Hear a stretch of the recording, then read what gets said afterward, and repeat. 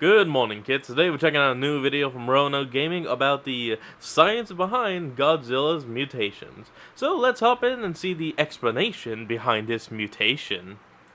Have you guys ever just sat in a meeting before and just kind of zoned out? Did you enjoy that? Who Well, if doesn't you do did, then that? I've got a movie for you. In the events of Shin Godzilla, first off, Godzilla was awesome. Second, Love it. this could have legitimately been like an hour shorter if we skipped all the literal meetings. What's that? You think I'm being dramatic? Well, of course I No, am. he Welcome is to the right. channel. As Shin Godzilla came lumbering up out of the water, it became clear rather quickly there was something horrifically wrong with this thing. Being a writhing mass of tumors that appeared to be in pain, the creature would walk horizontally to the ground and appeared to be doing very little apart from just running into things and dropping blood out of its gills. As we would come to find out, this was only the second stage of its fully morphological transformation, which later would begin to show this creature. Well, second stage to final of the movie. I mean, those the first stage that we never see, and those technically the fifth stage that's hinted at, but it doesn't really get much on-screen movement, you know. Tissue is capable of taking over the entire planet, as it appeared to be something of a macro colony. But what is that exactly? Well, let's discuss that in today's episode over Shin Godzilla, and that one guy who's been asking since like 2021 is about to be really happy over this one. So we kick off our Yay. story, hot off a copyright strike win that involves South Korea that hopefully Japan isn't going to obliterate this one for funsies. Time will tell on that. So we're out in Tokyo Bay. A boat named Glory Maru is floating without its owner. As they walk around it, nobody can be found as they attempt to figure out what happened. Okay, I'm just gonna say this real quick.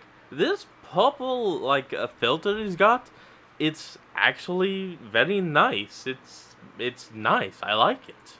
Calling it back in, the water underneath erupts, presumably sinking the boat and opening a hole in an underwater tunnel below, spilling blood into said tunnel. We do not know, as it was never actually shown within the movie itself, but the creature below is what is known as the first form of Shin Godzilla. So a little bit of backstory to help you kind of make sense out of all this. In the 1950s, the US was attempting to be base Chads, but instead, we're actually just being complete idiots dropping nuclear waste into the Bay of Tokyo. It appears that this creature within the bay was an ancient form of reptile from the Paleolithic era that had been surviving there for quite some time and was feeding on nuclear waste and needed about tree fitty. I'm sorry, but come on. I'm gonna need about tree fitty. I'm sorry, but that joke, I had to. He needs about tree fitty. It appears that over this time frame, it would also cause this marine creature to grow to massive sizes, resulting in a creature whose genetic coding was rather unstable, which could induce adaptations on the fly to protect itself, as we will come to find out. Not only that, but through its genetic manipulation of its own body, it would form new limbs and alter bone structure in its body to become more adept to the environment it currently found itself in, which we will get to a little later as we move into its second form. This first form, however, is much more aquatic, possessing a longer tail and a more sickly color of skin due to its time residing on the sea floor. It would have fins on its back and gills running down its neck, which we will see here again momentarily. The eyes would appear much like... Now, something to quickly point out is that stage 1, no one has any idea what it actually looks like. We have theories, we have speculations, but not even the people that actually made the movie made an official design. They just have it as a tail. I mean, even the official toy is just the tail rising up from the water. That's it. We have no idea what it looked like under the waves. So until stage 2, we didn't know what it was. Other than it meant to be Godzilla because of the movie name, yada yada yada. To be like a fish's eyes due to the dark nature of the water that it resided in, and it was perfectly adapted to the bay and deeper waters it likely frequented. And in this time frame, its genetic structure was the most stable, as it would imbibe radioactive material, which allowed for its metabolism to switch from an oxygen-based metabolism to likely a supplementation by that with radioactive materials. This would help account for the fact that its gills were still useful and necessary for its survival. However, the basis of its metabolism, where it gleaned energy, lies elsewhere. So we now meet our main man, Rando Yaguchi. He was discussing what happened, as they have no clue what's going on with the eruption, and I will try to fill you in as best I can, as there are a lot of meetings and videos of meetings and discussions of future meetings in this movie. I mean, my god, it was otherworldly. They discuss what it could have been that had caused the eruptions as an emergency response team is put together. The tunnel begins to be evacuated as they can hear something outside of it, and then they spot a giant chunk of the creature in the distance. The Prime Minister is then brought in to begin making decisions as the cabinet is also assimilated. They float the idea of it possibly being a volcano or hydrothermal vent, as one man mentions it's just a colossal creature. They ignore him, however, and then settle on it just being a hydrothermal vent with no It's like, could be a vent, could be a volcano. Oh, could be a giant monster. Shut up. Go eat your ramen. That ain't even racist. indication that that's what it is, but hey, why not? Yaguchi is then told to basically toe the line on this one rather than saying what it actually is because everyone laugh eats at him. ramen. And in another meeting, he just kind of disagrees and tells them what it is. Then something hilarious happens. We get a title card that mentions how this entire meeting was abbreviated. Bro, this is the abbreviated version? I mean, you couldn't have abbreviated the other 30 meetings as well? Good lord. Anyways, at this point, the eruption activity begins to decrease, but Yaguchi reiterates how he thinks it's a giant animal. And as he does, a tail emerges, confirming it is indeed an animal. Well, this kind of changes kind of everything, so the squad discusses if they should blow it up, take it alive, or run it off. After extensive, and I mean extensive, conversation, where I got on my phone and started playing Clash of Clans for a minute, am I joking? Who knows? That's the fun. Like, this isn't even a sponsor segment. Anyways, they put Yaguchi in charge of building his own team as the creature finally makes its way towards the shore. They bring in some experts, where one is a biologist, and he mentions, oh, I would lose all credibility if I didn't have all the facts. It made accusations of what it could be. My man, that's all we do. We look at life and make assumptions. Someone get old fence sitter out of here and put me in, coach. I'm ready to make the assumptions about how this thing is going to completely destroy my credibility. As the meeting wraps up, the creature has now made its way to a small river and is flooding the surrounding area. Yaguchi calls to an old friend from college, and she examines the footage of the beast itself. In doing so, they determine that it does have legs, but it would be crushed under its own weight if it walked ashore. Which, let's talk about that. You have to ask yourself, why is it animals in the ocean can get so large, but on land, animals are pretty much topped out at the size of an elephant in current times? Well, there are several reasons. The first reason is, interestingly, which, never stop learning, is that really it doesn't have to do really much with like oxygen, say during like the dinosaur era, compared to now, making animals smaller. Right around actually the late Triassic, oxygen levels were below the 21% that we enjoy now. Yet there were still dinosaurs. This level would increase during the mid-Cretaceous to around 27%, and then around the KT boundary it would drop severely and then increase back to where it is now. So oxygen doesn't inherently mean a larger animal, although it did mean larger insects because their bodies are massively inefficient at oxygen distribution, which is why circulatory systems kind of basically came about due to the theory of evolution. So why were their bodies bigger? Well, it appears to be more related to heat exchange with the environment in a meat suit, because really? Not now, Burger King. We're talking about a different king. And we're back. Remember Honey, I Shrunk the Younglings? If you took a human with a human metabolism and you shrunk them, they would freeze almost instantly. And this is why something like a shrew, being as small as it is just gonna have an incredibly fast metabolism. Something like an elephant has a slower metabolism and as such produces less heat, yet their bodies hang on to heat better. This process limits the size of animals, mostly endothermic animals, as only so much heat can be dissipated in relation to body size, which in turn limits their body size because their metabolism needs to still run to fuel their body. So these are rules that we live by, but there is a more glaring issue with the body size on land. You cannot just be giant because it's cool. Known as the square cube law, essentially it's an oversimplified way to explain how biomechanics cannot allow for something as large as Godzilla in any standard form. The bones can only handle so much compressional force and can only be so dense. Eventually a tipping point is reached, and just by Godzilla standing, the bones would be pulverized into dust as both legs would break, and then during the fall, his ribcage would shatter along with his spine as he would meet a quick end due to his own size. Because of this, under normal circumstances, it was safe to assume that Godzilla could not make it up on land. However, here's where the issues arise. While the ocean water supported his size, upon making contact to land, his bones actually would be breaking. But it can be assumed, based on his metabolic function, I would say we're not really dealing with kind of these typical restraints of a regular megafauna using calcium as the basis, and as a result, he's able to violate the square cube law as we... I mean, for one thing, the dude has freaking rapid mutation. He could go away for 5 minutes, come back, and he's a completely different being. And dude, the guy could probably have broken his leg, and by the time he goes to take another step, it's 100% healed, and now it's even stronger than before. We know it. Moving on, the PM at this point decides to give a press conference as he states the creature cannot come on land, and as soon as those words leave his mouth, well, there's my handsome man, he's on land. My god, look at this thing, it's like a chicken in hunting mode or something. As it stomps down the street, it continues to leak blood from his gills.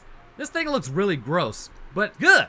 Anyways, I can hear you asking, why is it doing this? Well, first let's talk about why my handsome boy is actually uglier than Shin. Remember, he's aquatic and barely evolved at this point. Likely having quickly adapted in the smaller waterway, his legs appear to be mostly the thing propelling him. Even in that short while, his legs have formed to allow him to stay mostly under the water as he retained what appears to be fish eyes. And that's what they really look like. It's kind of hilarious. Actually, it's not hilarious, it's just nightmare fuel. Anyhow, emerging out of the water, we can see the structure of his body has slightly changed. So remember when you were like a youngling and you entered 2 feet of water, but you didn't want to get out into the wind? So you just sort of like pulled your legs up underneath you and glided across the bottom by walking? It's kind of a similar concept here.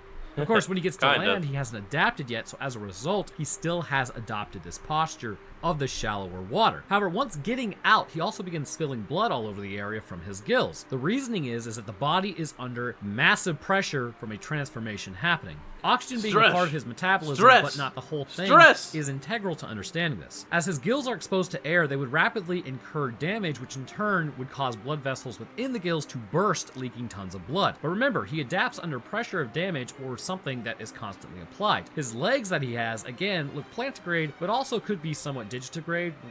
I don't know, it kind of looks plantigrade to me. However, he is in no way efficiently adapted to walking on land. But the fact that they are formed so quickly means the blood spilling out could have also been the creation of, say, proto-lungs, building and sloughing away material, and then rapidly beginning to take in air from another method besides just water. And this is why in stage 2, I think Shin Godzilla almost appears to be panicked, as air would be difficult to come by, and it was likely incredibly painful at the same time, causing him to just run and try to escape the pain, even if he was currently adapting to the environment. In fact, there is a kind of a headcanon thing, maybe it's headcanon, not for me, but just what's been said, that no matter the form Shin Godzilla's in, he's just in an incredible amount of pain. So by this point, the skin on his body begins to darken somewhat and the mouth continues to change. I mean, he's constantly mutating and evolving, so yeah, I would say he's in pain almost 24/7.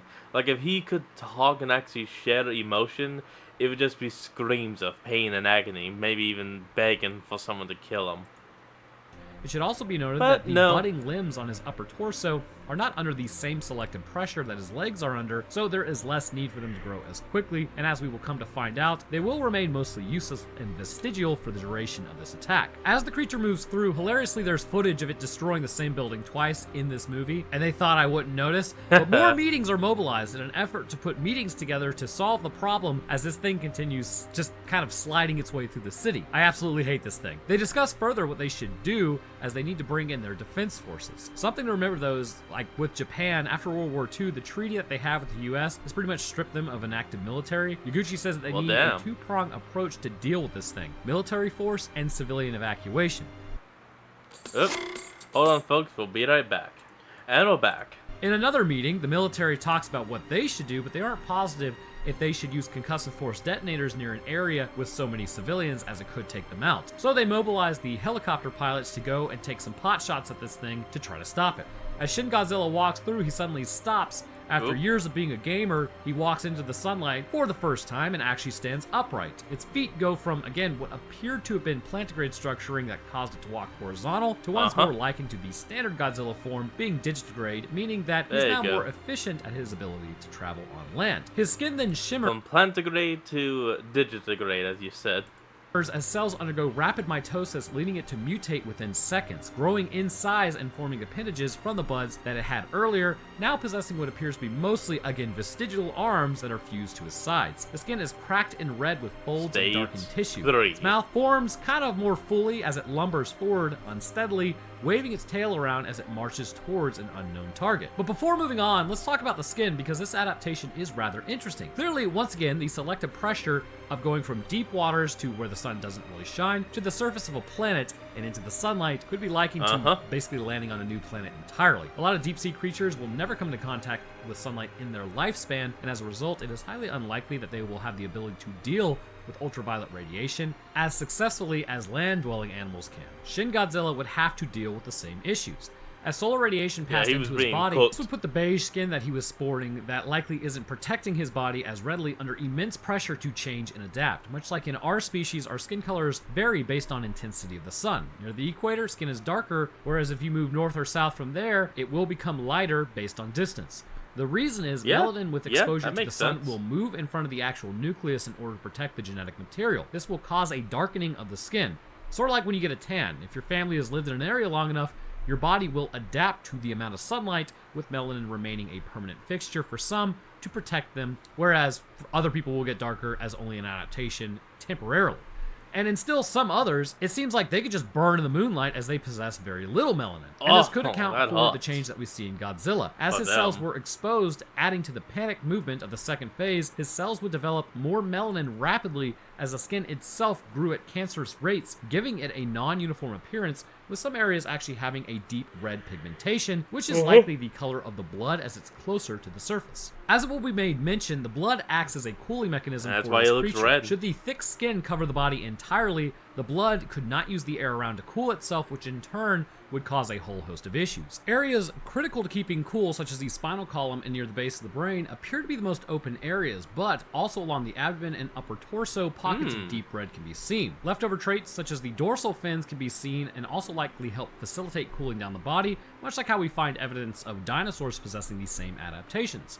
Moving forward into the city, the helicopters arrive, realizing it's way larger than it was earlier. The PM tells them to fire, but civilians are spotted nearby as they call it off entirely, as the area is still populated. The PM aborts the attack, having listened to Yaguchi about focusing on saving lives, not attacking the creature. The helicopters then fly off as we get a close-up of the face of something only a mother could love. Good lord, this thing is ugly. But as they do, the creature then breaks through some buildings and heads back to the water in order to cool. He was actually someone I bet y'all didn't even know. Stage 2, the one I forget its name for. Over in Japan, after Shin Godzilla came out, Stage 2 became extremely popular for, and I quote, being abnormally cute. I'm not kidding. It had toys, it had plushies, it was a frickin' phone case. I'm not joking. Look that up. Its nuclear fission reactor in its chest, basically. The next day, everything is shut down. All flights stop, other governments are offering support and help, and people are out on their morning jog for some reason. Like, what are you doing? Like, look, if there was ever a reason to day drink, this is it. Now, I'm not advocating drinking. You shouldn't do it, but I'm gonna have a beer at noon if a giant lizard destroys half my town. Looking over at the devastation, they are concerned that this thing could come back as they dispatch ships to try and find it. Meanwhile, in another thrilling meeting, they discuss where it went and what they should do with it as they head over to the military meeting to talk about blowing it up, as now the head of the tertiary meeting, where they discuss nothing, as Yaguchi then sets up a phone meeting to put together his own team as Misfits meeting begins. Seriously. 75 cents. Hold on. And we're back. 5 meetings just jumping around. Like, I'm not even joking. Look at this. This movie was 2 hours long. It's not crazy, but I really think it could have been like a short story otherwise. Anyhow, apparently the Americans at this point are really pushing for... Honestly, we could have pulled back on like maybe half of the meetings and go down to only an hour and a half. The remains, which is a little sus because they made an oopsie doopsies back in the 50s and dumped a bunch of radioactive material into the bay, which is typically the last thing that you wanted to do. Nice job, guys. They're also more concerned about what its energy source actually is. At that size, it is suggested that a standard oxygen metabolism wouldn't be efficient enough, as Hiromi suggests maybe it is nuclear fission. Everyone laughs, and I have to ask why that would even be a thought, but the plot demands Why it. was that? But really, she's not actually wrong. At that size, the amount of oxygen and food this creature would need to take one step would be staggering. There would not simply be enough lung space to saturate the blood enough in a meaningful way that would be able to properly perfuse the muscles. As a result, by existing, this creature wouldn't survive. Ergo, it must have a metabolism and energy acquisition method that is beyond our metabolism. Essentially, here's how it goes. We breathe in oxygen and take in nutrition. Once this happens, it enters the glycolysis cycle, which then results in a pyruvate oxidation, which is why we breathe oxygen and how that comes into play. We breathe out carbon attached to oxygen as a waste product, but the whole purpose is to obtain ATP, or adenosine triphosphate. And this is the source of energy for our bodies, and when one of those phosphates are broken off, it becomes adenosine diphosphate. In that break is where we get our energy. Energy itself is the point that powers the cell. So having this metabolism is great, but if you can find a better energy source, well, now you're cooking with gasoline. For reference, 1 gram mole of ATP releases about 470 kilojoules of energy, which is pretty sweet, right? Well, as we find out with Godzilla, is basically a nuclear reactor.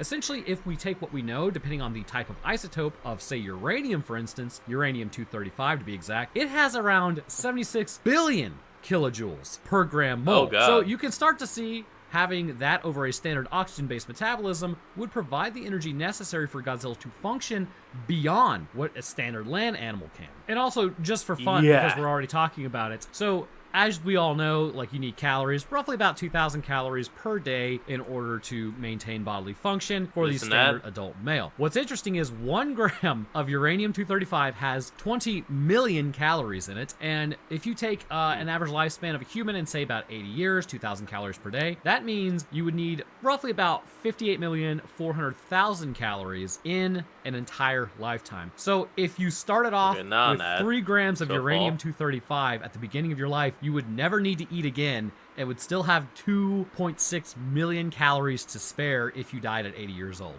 So anyways, as Yaguchi talks with the Nuclear Regulatory Authority, they mention how radiation levels are rising, but there are no leaks in their plant. As Yaguchi wonders where it's coming from, a guy from behind him starts spitting around and yelling, giving him info in the most inefficient and annoying way possible as Hiromi comes over and actually shows Yaguchi the same info. The radiation matches the path that the creature took, meaning it's leaking radiation everywhere, suggesting Hiromi is in fact correct that Godzilla is using a form of internal fission reactor to move. Okay, from here, just assume whenever I talk about something that isn't as explicitly related to military action or Shin Godzilla, that it's in a meeting. So now a woman who suspiciously looks like my Tinder date for the entire weekend from 2014 prior to dating my wife shows up. That's right. Hold on, folks. We're going to take a small break. And let's finish this off. Once upon a time, I knew what the ladies like. Anyhow, she now arrives. Her name was Kayoko, and she was dispatched from the U.S. to aid in Japan's fight against this thing, and she meetings with the top people to form a strategy for dealing with this creature. The U.S. is also massively invested in the idea of this thing because of course we are, but she is sent to work with Yaguchi because apparently she's considered a political person, and so was he. I mean, really, he just seems like a natural born leader, kind of like an ambassador politician. So now information surfaces about a professor who went missing that May knows something about Gojira, and there's an entire meeting to discuss his name in the movie. It is a 4-minute interaction. They also find Gojira, as the Japanese call it, or Godzilla as the Americans call it, was likely snacking on the delicious nuclear material that was in Tokyo Bay. That shouldn't have been. Fun fact, Gojira is actually just a combination of the kanji for gorilla and whale. So the kanji reads as gorilla whale, but it's pronounced Gojira. But, you know, we in America had to butcher it or make it, you know, a bit more understandable than Gojira. So we call him Godzilla. Been there at all. Oh, we got an ad. Be right back. And we're back. Again, mistakes were made. They now know that it was an ancient form of life that was then mutated by the nuclear waste. They unroll a map of what Godzilla left behind, but they can't make sense of it. So blah blah blah, reconstruction bill, blah blah blah meetings, and then not blah blah blah, they discover based on the radiation reports that Godzilla had a new element contained within his body that has never been seen before. But they cannot make heads or tails of the actual physiology as an idea is then floated. Godzilla has that nuclear reactor in his body, and his blood must be the cooling mechanism. He is why the nuclear reactor, to a sea creature originally to cool its body temperature after mutating, as it had not yet perfected the ability to cool itself. If they could shut down the cooling system, they could also freeze it. So they call it the Yaguchi plan, and that is launched. So now there's some protest about Save Godzilla. Not really sure why. All it's really done is look creepy and crawl through the street and destroy things. And everyone is tired AF because they've been going for a few days straight at this point. Just wait until now returned to totally ruin everyone's life and is much larger now. And better yet, he has officially grown to the point that he has adapted to land travel as his cooling system using his blood has been perfected. As it lumbers up, this thing is absolutely massive. People begin noping out of there as we head towards another meeting, of course. The creature has entered its God, how many meetings are size increase being I don't double remember them being this many. Retreated back into the water, it has stretched out somewhat. Because the muscle mass and fat mass did not appear to increase in proportion to this growth, it is more skeletal with many more jagged features. Its feet are now just completely digitigrade in structuring, which we saw earlier, but they also appear to be longer. Muscle appears to be somewhat exposed in openings in the skin, likely due to the rapid growth of the body, more so the skeletal system. The ribcage appears to protrude from the skin, somewhat having burst through, and we can see something interesting within the mandible itself. Much like with gigantism in humans, sometimes if the mandible grows to a large size, this can actually cause fractures to form as the arch is broken. As we will see with his fourth form later, the mandible has cracked, indicating that skeletal growth is rampant and near cancerous. Rows of shark-like teeth line the mouth, likely a leftover adaptation from its aquatic era, and the eyes are beady at this point having lost their fish-like appearance and now have developed a nictitating membrane to protect the eyes from its own capabilities. Interestingly, when it does attack, they will close much like a great white shark's will as they take a bite of something. And given that this thing is... Something you actually see in a later scene is that when they drop a type of bomb straight onto the head near the eyes, you actually see it put up a metallic shield over the eye just before the bomb goes off. Which I honestly found to be kind of awesome. So big, it's sort of hilarious when for some reason an evacuation loudspeaker suggests everyone go back inside and stay inside. Like a building isn't gonna help against this thing, obviously, and it just appears to move in a straight line. So if you see it coming, just walk 3 blocks over. But it continues walking along as they try to figure out where it's even going. Left to so right. far, they have no clue as to what its actual end goal is, and they decide that they need to hit it with everything they have, otherwise it's going to destroy Tokyo. Because it's spilling radioactive material everywhere, they decide to go for the head and legs to decrease the release of these materials. The PM authorizes the use of force as all explosives are literally used against this thing, but nothing seems to be working. As lead bounces off of its face, they then switch to missiles, opening up on it, and it also predictably does nothing, as then the tanks and artillery join in as the barrage continues, but to no avail. So here's why this is hilarious. I mentioned this in my video over the Death Angels and A Quiet Place, but just because you can stop around doesn't mean you're walking away unscathed. There are these little things called energy transfers. When a round is stopped by something hard, the energy on the other side will continue and balloon that tissue, rupturing it and causing extensive bleeding. In fact, there are rounds designed to hit tanks that won't go through the armor, but will blow the back plate metal out and produce shrapnel in the tank itself to take people out. When hitting Godzilla with bunker busters, I don't care how thick its skin is or how strong that armor plating appears to be, the energy transfer would liquefy any cell on the other side. Now there is an idea that will come up later that these are extremophiles, which is a little strange, I will say, but not completely impossible, but just sheer force, a universal constant. I don't care what this thing is. Bonds would be broken, cells would be ruptured, and it would be heavily damaged. So we can assume that the brain is in control of this creature, right? Well, if that's the case, then liquefying the brain would absolutely stop it from moving. I just wanted to throw that out there, and also we'll get to the extremophile conversation here in a moment. I mean, also, we have no idea what this because thing Godzilla is actually LOL, even that thinking tickles, with. and then walks across the river, heading towards Tokyo, completely exhausting their capabilities as the US officials nope out of there too to go talk to their Air Force. So, things are about to go from bad to worse. The US deploys stealth bombers to destroy the thing as it moves towards Tokyo. The skin of Godzilla begins to glow red as the US goes to deploy its non-nuclear arsenal on this creature, as damage to the area is going to be immense. The PM gets evacuated along with the rest of the cabinet, and he's going by helicopter and Higuchi is going by car. As they look out and see Godzilla, the US then drops this bomb. It broke through the skin as Godzilla begins bleeding. As he does, though, he begins to turn purple, signaling that he's firing his laser, and then releases a fire blast into the ground, which, as we know, obviously is a callback to nuclear bombs. The beam then becomes more focused as it blows the bombers out of the sky, and there's also just random beams on his back. This is an adaptation due to the response by the damage incurred by the body via that explosion. The idea is no matter how hard you hit it just adapts a way to defend itself, making it pretty much invulnerable. This also blows up the surrounding buildings, and strangely enough, Godzilla gets like a hat trick and destroys the PM's helicopter. I mean, had they taken off like 5 seconds before or after, they would have been totally fine, but with this energy release, Godzilla then falls asleep standing up in the midst of the destruction. This may seem odd, but at this point is likely due to the fact that this is just a bit of a change from his standard operational status. Typically, as we know, he uses oxygen and hydrogen to help power the nuclear fission within his body. Without it, it takes time for the energy to build back up, which takes longer as it uses just the oxygen in the air as opposed to the abundant oxygen and hydrogen in water, considering H2O has a lot of... I mean, H2O is literally hydrogen and water. And we finish. Hydrogen and oxygen. This drops his metabolism exceedingly low, which in turn puts him in a comatose state as the energy slowly builds back up in his body after this massive utilization. Higuchi throws a bit of a tantrum because of this and then goes to meet at another meeting. With Tokyo being contaminated, they lack the materials and manpower low, morale's not doing so hot. Things are definitely not turning up Milhouse at this point. The leader of agriculture was put in charge, as he's really not up for the job, but they need someone to fill the power vacuum. Higuchi gives everyone a pep talk at this point about doing it for the fallen and being alpha chads. You know, the usual. I literally cannot stress how meetings move this movie forward. They take the tissue samples from Godzilla and keep an eye on him, as well as make sure he isn't... You know, eventually at this point, you could almost describe all the meetings as, fuck it, we're balling! And all that crap. You know the meme.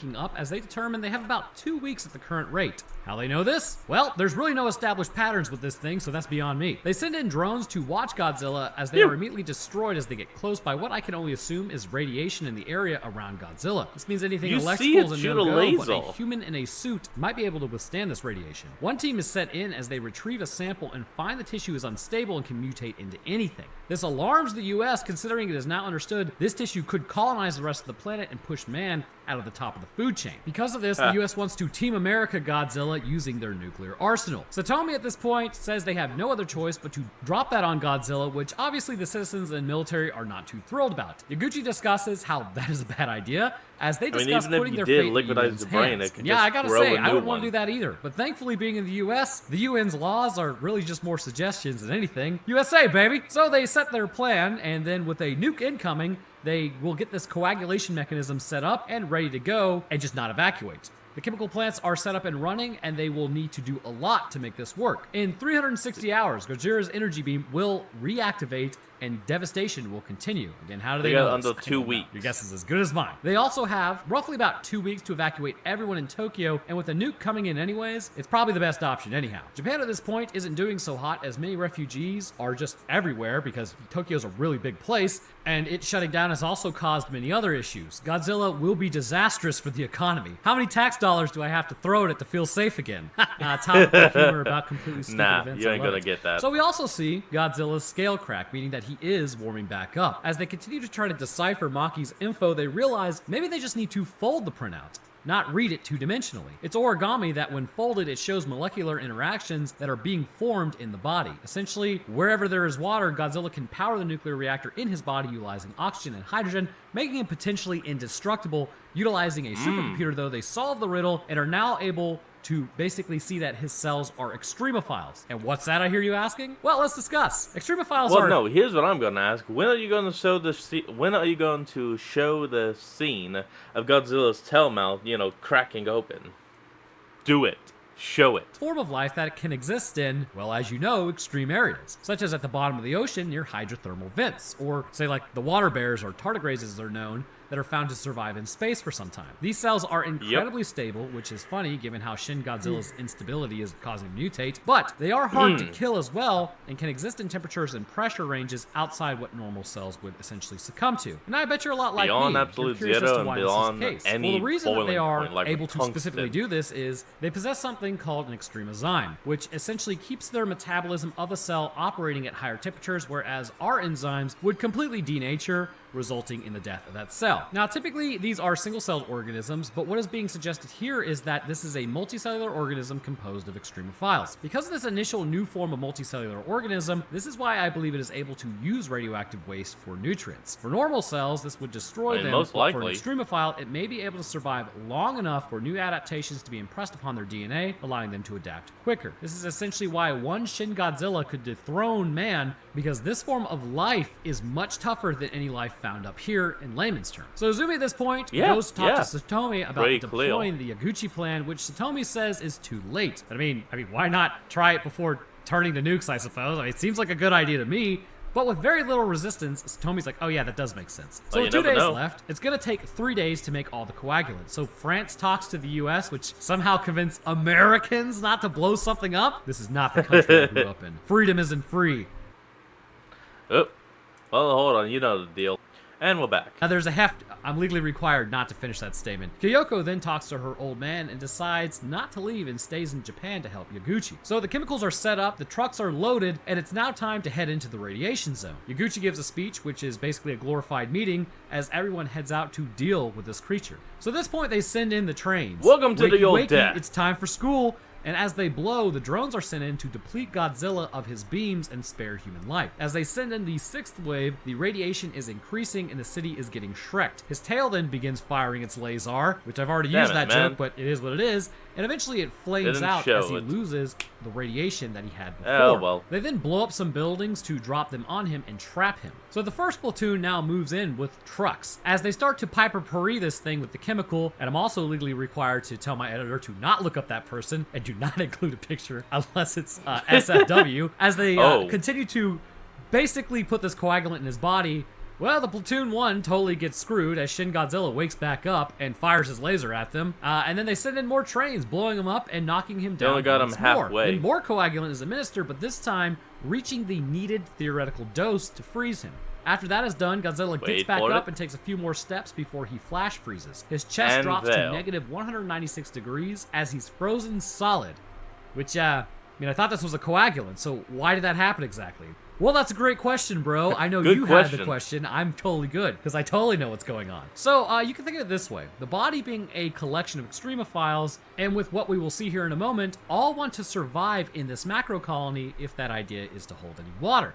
So we know the blood is the cooling mechanism, and this is sent to the cells in the back and the skin to keep the nuclear fission at the core of the body under control and stable. Once the blood coagulates, you can think of the extremophiles as like a nuclear reactor. What is the first thing people are going to do in that situation? That's Shut right, it down. stop the reaction by dropping the temperature really, really low. Under normal circumstances, if this wasn't the case, the blood would cause the nuclear reactor to enter a meltdown phase, which would not be good. The body protects itself instead by opting to stop the nuclear reaction entirely and essentially freezing itself to prevent this meltdown. Now, realistically speaking, would this be possible? No, not really. Cells would not be capable of shedding that much heat all at once to flash freeze in order to stop the reaction. But I imagine they were kind of going for this since it could like generate that much heat. There must be a mechanism to absorb that much heat and place it to transfer into the blood of Godzilla. Thus, if it were to transfer too much heat, it would instead freeze the body. Like I said, I believe that's what they were going for. So as they check the survey I think it data, was. they find the new isotope actually only has a half-life of 20 days. What's a half-life? Well, essentially it's a time for a nuclear isotope to decay into something more harmless. This means in 2 to 3 years, Tokyo will be back to its baseline levels of nuclear radiation, whatever that may be. And Yaguchi is suggested that maybe he should run for election as everyone is pretty jazzed about him taking out Godzilla. Yeah, They then become the discuss Prime how Minister. nukes will be used if Godzilla ever wakes back up again. And I mean, just start dismembering that thing like immediately, because while it worked, you never know. Grab a tool, You know he's right. anything, cut that thing apart. The immortalized words of that one Alpha Chad in Dead Space who left a voice log about literally just cutting apart necromorphs. Based. So as we move over to Shin, we also see something rather odd. Humanoid the limbs. forms Cut are the a part of his limbs. tail attempting to branch off before they became frozen. They failed, meaning they got stuck in form 4.8, but the things frozen in the tail itself are the 5th form of this creature, which takes on a much more hominid appearance, which would indicate, interestingly, Shin, as stated, is a macro colony. Shin Godzilla is a wretched abomination of a creature that in this particular movie only makes it to his 4th form. As it advances up in forms, I believe the 6th form is way cooler, where he just sits. Yeah, we do have theorized evolutions for it, which you all kind of see on screen now. But these all theorized. Nothing is, set in stone. There and vomits radioactive blood. That would have been dope to see, but if you guys know where to find these other forms and where they come into play, let me know. I would love to do a part 2 of this video if you guys actually enjoyed this. But until then, I want to thank you guys for watching. If you enjoyed, please leave a like. Alright, and there we go. We finally finished this. Well, folks, thank you all for joining me in today's video. Remember to like, comment, and subscribe for more. Link will be in the description below, and I'll see all you folks next time when we flick on. Peace out.